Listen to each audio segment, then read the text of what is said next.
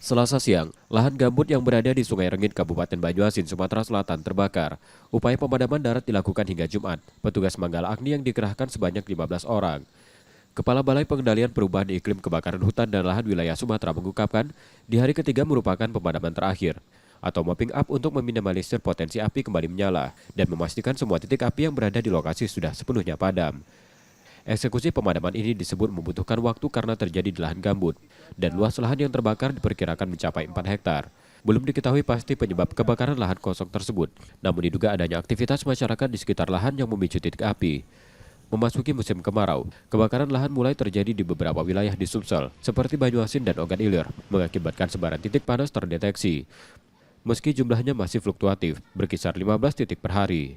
Dan tinggal mopping up namanya. Mopping up itu pemadaman terakhir memastikan semua titik-titik sisa-sisa itu habis gitu. Jadi kita pastikan tidak ada potensi nyala lagi. Kita pastikan itu karena posisinya di gambut, jadi kita pastikan tidak boleh nyala lagi gitu.